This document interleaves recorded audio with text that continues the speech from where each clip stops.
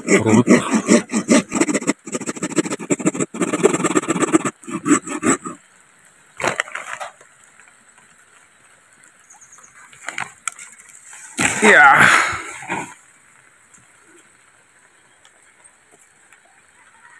Nag-yellow na siya, oh, talaga.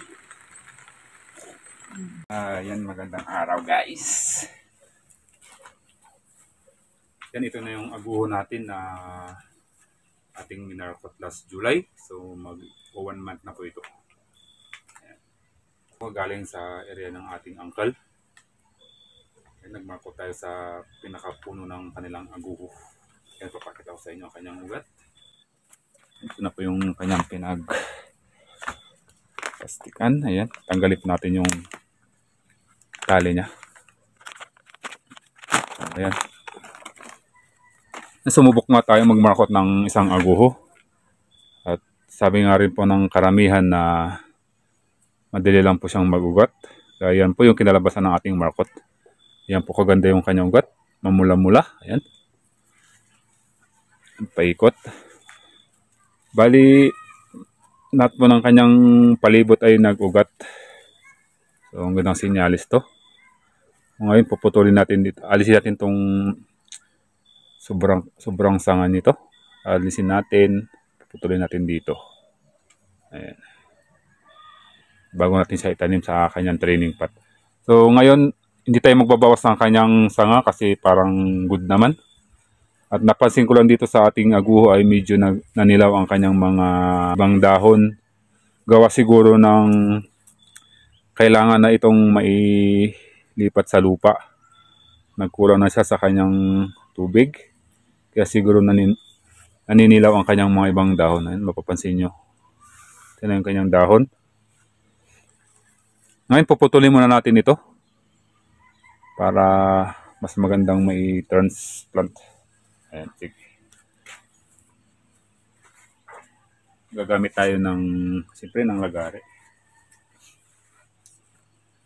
Dito siguro medyo ibukan natin itong kwan. Tanggalin natin itong ibang moss na walang ugat.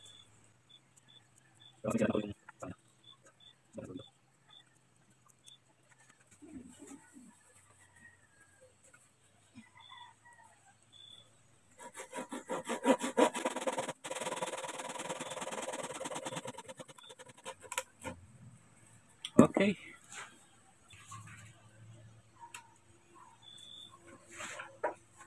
Yan, ito na yung kinalabasan ng ating pagpuputol. Pinutol natin ito para pag itinanim natin, magandang pagka-flat ng kanyang mga ugat para sa paglabas ng magandang nibari. Ayan, ganyan po yung style niya. So itong ating nakuhang material na aguho ay isang formal upright lang siya. Ayan.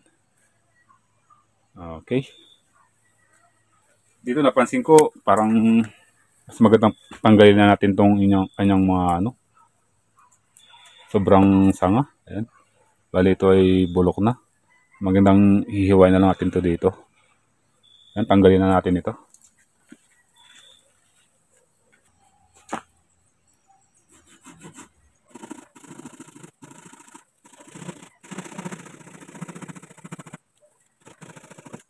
Ayan.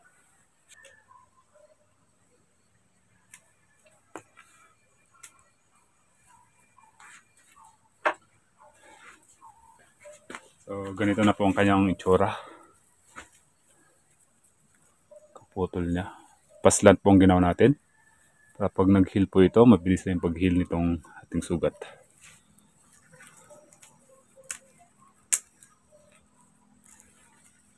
Dito wala pa tayo napipiling harapan.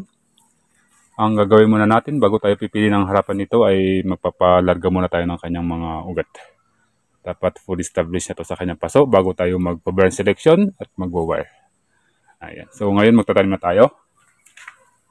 Gagamit tayo ng training pot ulit. Plastic.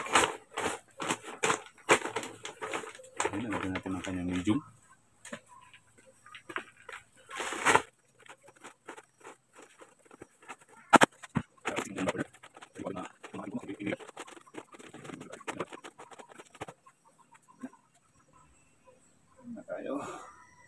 Dito guys, wala pa tong front. Hindi pa tayo pipili ng kanyang front kasi mas gusto natin na mag full establish muna sa kanyang pasok. Bago natin siya hahanapan ng harap.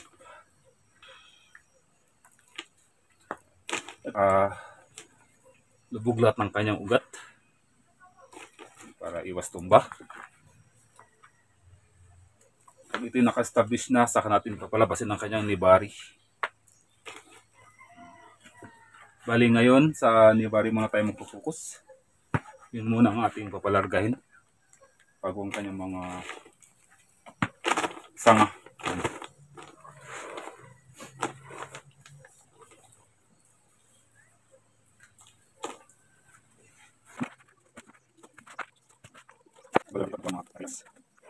Ayan guys, ito na yung kinalabasan ng ating markot. Ngayon, magpapalagar muna tayo ng kanyang ugat bago natin ito pipilian ng kanyang harap at bago tayo magbaburn selection. Ayan, palarga muna ang gagawin natin ngayon para siguradong fully established na siya sa kanyang pasok. Ayan.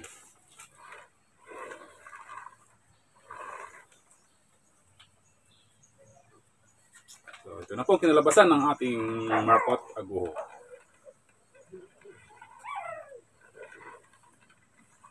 Yan, at aabangan natin ang kanyang part 2. Thank you.